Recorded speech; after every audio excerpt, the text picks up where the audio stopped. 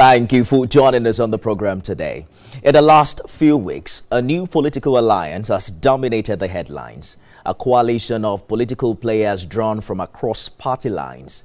They're all united by one mission: to unseat President Tinubu and end the ruling party's reign in 2027, from former Vice President Atiku Abubakar to former governors like Peter Obi, Nasir El-Rufai and Rotimi Amechi, as well as former ministers who once served under President Buhari. The lineup is raising eyebrows and questions. Now, as you are aware, the African Democratic Congress ADC has been adopted as the coalition's platform. But cracks are already showing. There are ongoing legal tussles over the leadership legitimacy, unresolved factional disputes within the party, and questions about whether this coalition offers anything truly different or just a regrouping of old political actors seeking a comeback. One of the most vocal voices in the group is our guest tonight, who was once one of President Tinubu's most trusted allies. Now is one of the sharpest critics of the current APC government and has just officially dumped the party he helped to build. Joining me live from our Abuja studio is the former Secretary to the Government of the Federation, Babachir Lawal. Mr. Lawal, thanks for joining us on the program. Thank you, Ms. Amy. Thank you. Good evening. Good evening. Let's go beyond the headlines. You made your resignation official on 29th of June. But many would say you left in spirit a long time ago. What finally triggered your exit that is now coming some 2 years post-2023? Well, Ms. Amy, we are in a democracy. Even if you are in a one political party, you can choose to support a better candidate in another political party. That's my understanding of it. You can vote for him. I'm learning a template from APC. We all learn from APC this template of remaining in one party and working for another. This is a script that APC developed, which Wike has enhanced it and grew it beyond imagination. So I'm not one in this. We are many in this. Wike is our leader in this kind of politics. So if I understand APC, what you're saying, Mr. Lawal, you were in APC, but you were working against the party even before you resigned, right? Yes, true. Are there still other APC members in that category as we speak?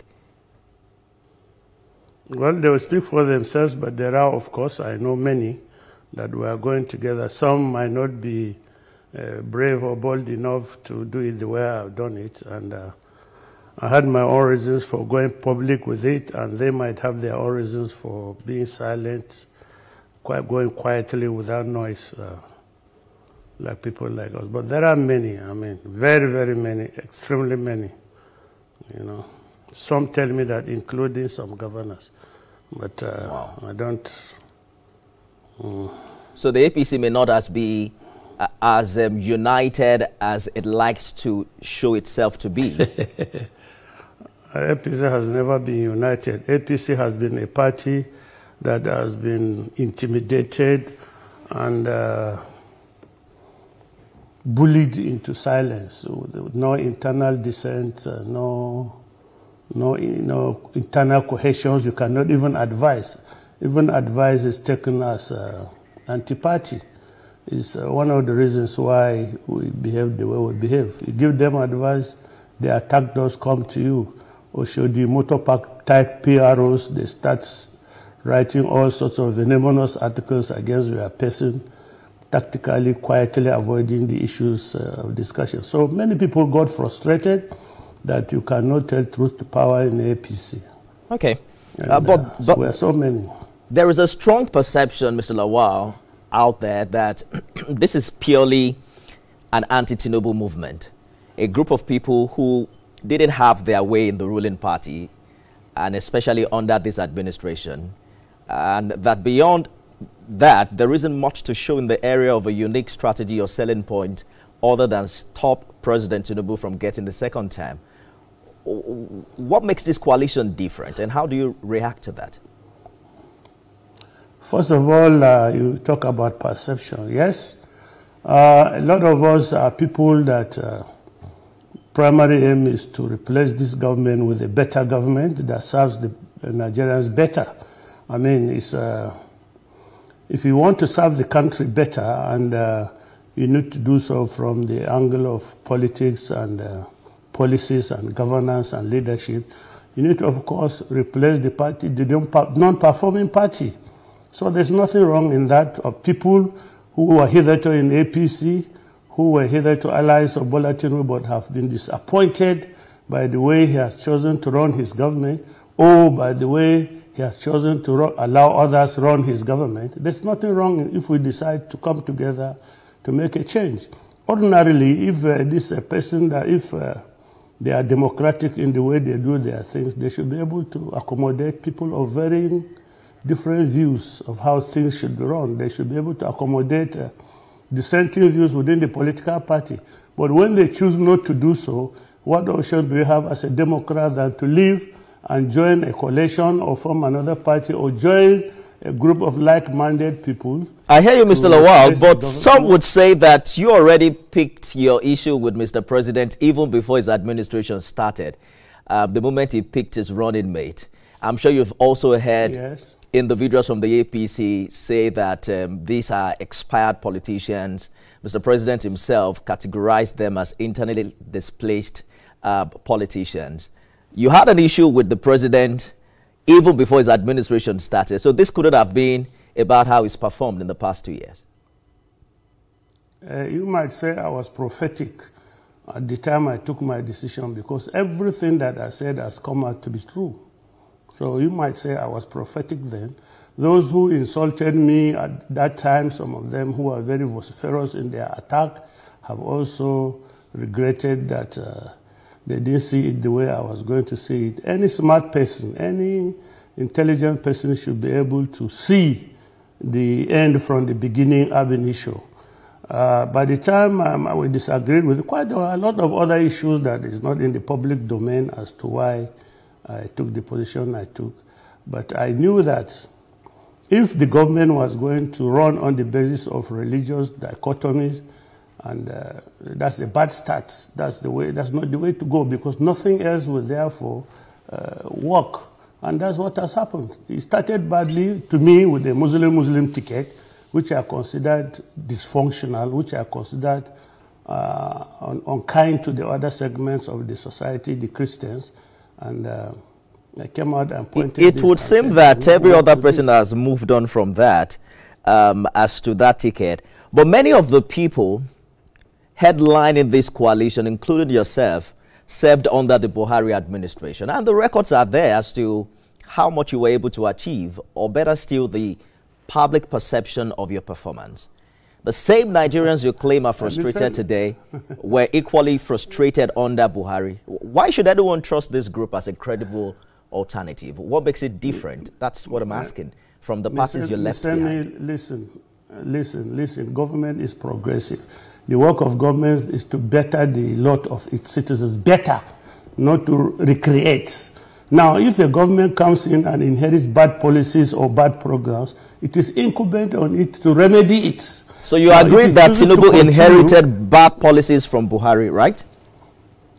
I never agree. I'm just telling you, as per your narrative, as per your mindset, that he inherited a bad government, which I don't believe so.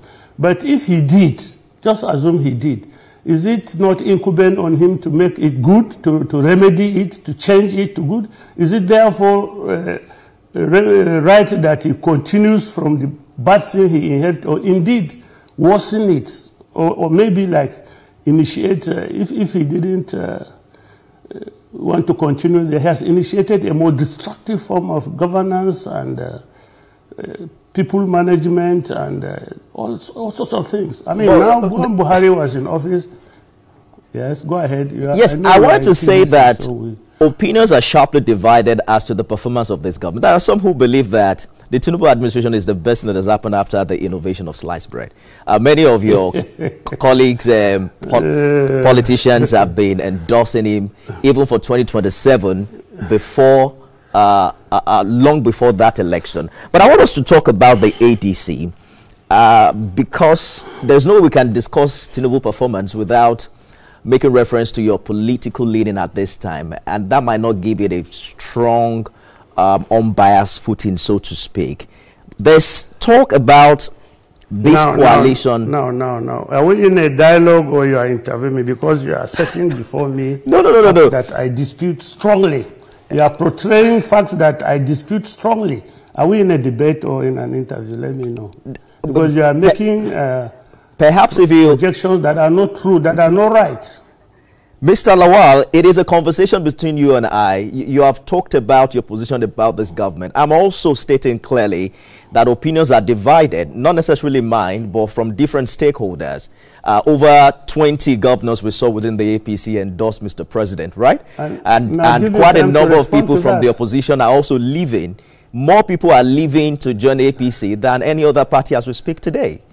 Aren't that facts? Yes, look, okay, stop there. Let me respond to this first. Don't try to intimidate me and bully me into accepting our views. No, that's not what I'm doing, Mr. It's true the governors are, yes, it's true the governors are decamping. Why are they decamping to APC?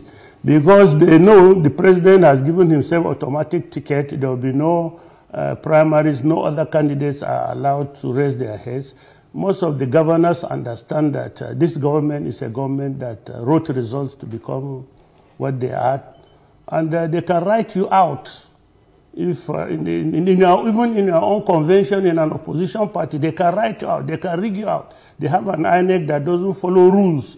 So now that the governors have enjoyed the perks of office, they have become deputy Jesus Christ in their own rights, they are scared of losing it if they were to be in the opposition at the time of their congresses, where, you know, a government that controls the judiciary and writes the judgment as they wish, a government that owns the police, that intimidates voters, including your own agents, a government that has an INEC that can declare the result that they want, people that don't have principles, that just got into office because of what they personally enjoy and their families, they will do anything to retain that position for as long as possible.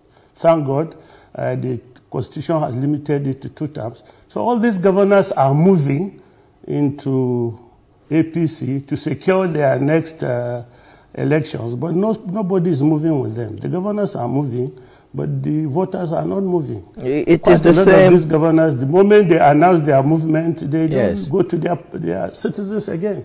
I hear you. They get stoned. And I understand your position, Mr. Lawal, but it is the same electoral process in 2019 and 2023. I mean, the same administration you served on there. So I didn't see quite much difference Give me a break, my friend. Look, shut up. Between what happened then and now. Break. How can you say Buhari's government, the electoral processes are the same with Bola Tinubu's government? What is your problem? Give me a break. No. For once. I would try to be truthful in what you say. I mean, I would take get out because I have invited you to my house. But I'm just trying to have an intellectual conversation with you, Mr. Lawal. And I don't want to rile you up, okay? The way you put it. I am not going to rile you up. Let us take a short break, and then when we return, we'll reboot this and start all over again. Stay with us, everyone.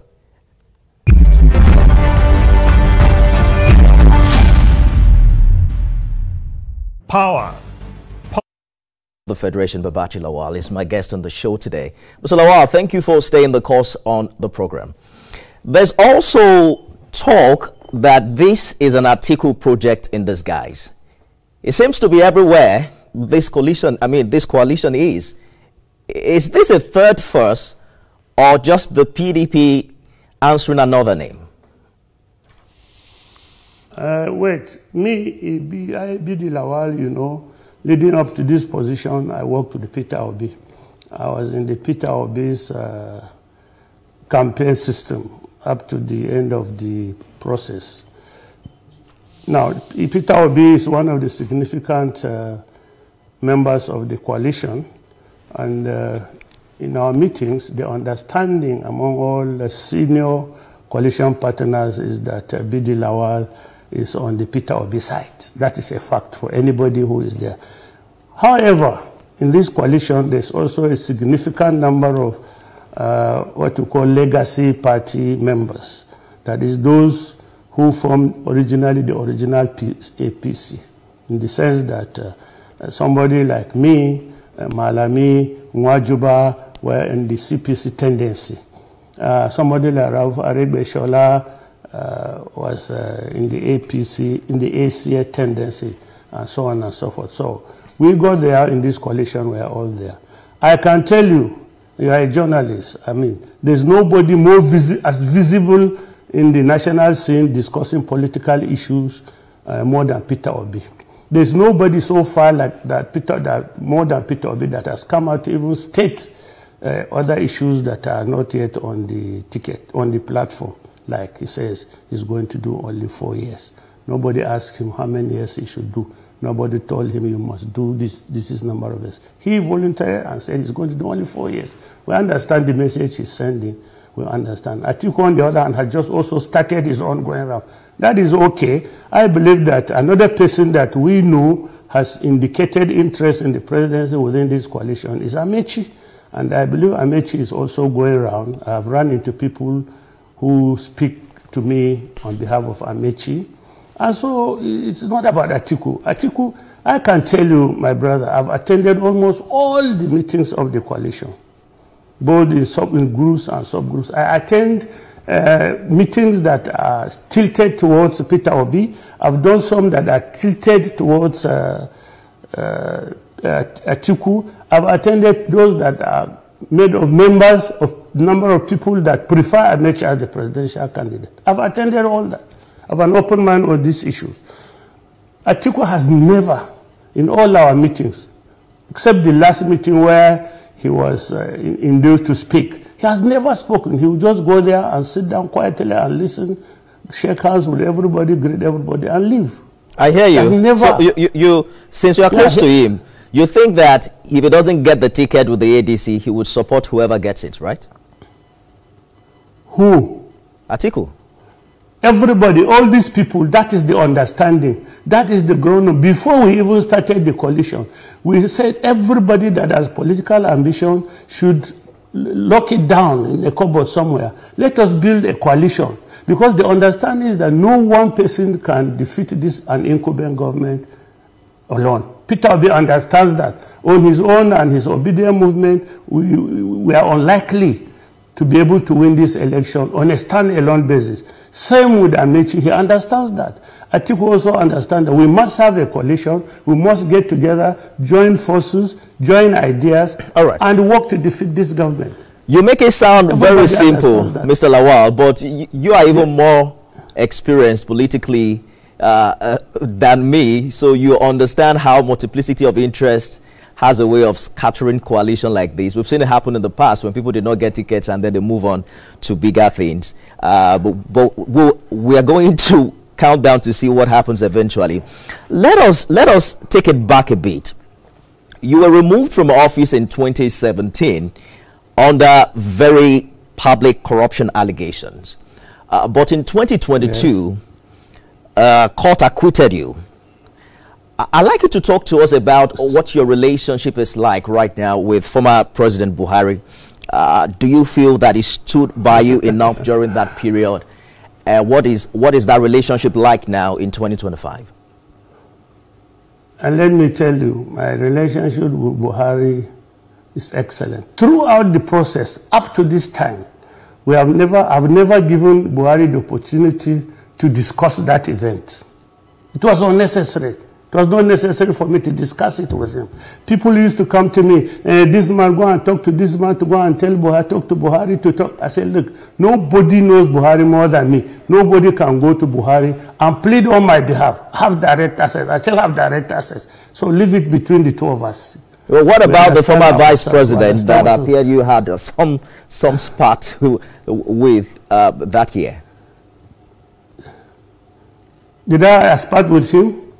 There's no time. I would tell you what happened between me and the vice president. I don't know whether there's time for this, but I will tell you. And if you were me, you would take the same position. However, I don't think there's time until you call me specifically to discuss that relationship. I don't cut corners. No, I was just asking because you said that your relationship with former President Buhari is fine. I'm asking if you can say the same. Look, I didn't meet Buhari in the government. I didn't meet Buhari in the government. If you don't forget that I started with Buhari in 2002. You know, so he was not then a president. He was an aspirant. We went to the election 2003. Together we went 2007. Still we went 2011 until we won in 2015. All those other years, Buhari was not a president. I knew Buhari long even before he started thinking of being a president. I was a small boy in his cycle, so I knew him. I'm part of the family. I'm part of the house. So it's different from somebody like Oshibanjo, who I met in government. But right. I did meet him some occasionally in the Bola Tinubu cycle in Lagos when they were doing their thing there. I did usually do meeting. Like anybody that hangs around with Bola, obviously occasionally will run into him too. Talking about former President Buhari, is not somebody. Mr. Lawal, talking about your, yes, your former principal. You and quite a number of people in this coalition served as members of his cabinet. Is he in any way behind this coalition? Did you get his blessing before working with ADC? Somebody asked me this question. Somebody asked me this question before. At my age, at my experience, as a Nigerian, as a victim of this system, do I need anybody's permission, whoever it is, to do the right thing? Do I? No, I wasn't coerced to go and work for Buhari. I don't need Buhari's permission to do the right thing. I know his principles, I know his likes, I know his inclinations. If you are doing the right thing, he's not likely to say, don't do it. But even if I made up my mind that I will join this coalition and Buhari says don't, I'm convinced that I should be in this coalition. Well, I asked that because you made it sound like you've known him before he became president, you are close to him, you gave him the honor of not raising the corruption allegations with him. Former Kaduna State Governor Nasir El-Rufai also met with him. It would make sense that all of you who served in his cabinet will probably look up to him at times like this, where there are matters of national importance. No, I'm not one of those that think I need to get approval from anybody to do the right thing for my country. My conscience guides me. So former President Buhari has nothing to do with the ADC. Is that what you're saying?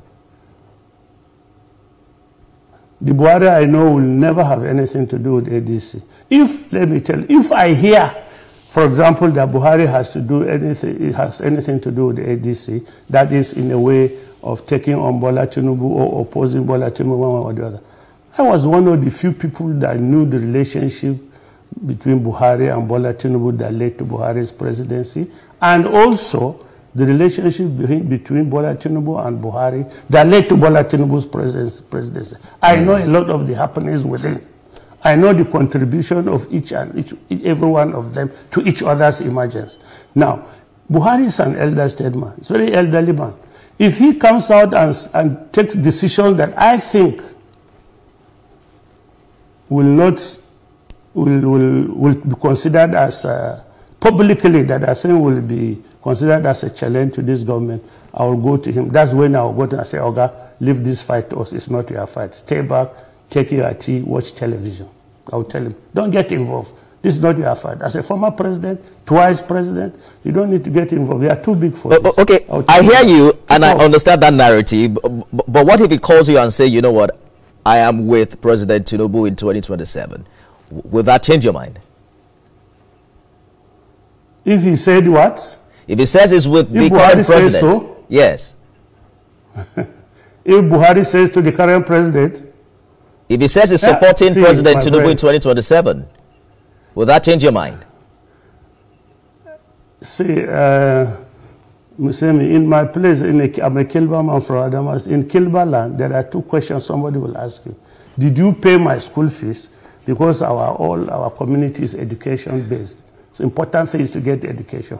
If somebody didn't pay your school fees, he has no right over you. Do you feed me? That's the second question. If you are not the one feeding that person, he should have no coercive influence over you. All right. Nobody didn't do any of this for me. He didn't pay my school fees. He doesn't feed me. So he has no coercive power over me. We have completely run out of time. Even when I was SGF, people knew I would confront him with truth. And he likes it. It's one of the reasons why Buhari likes me.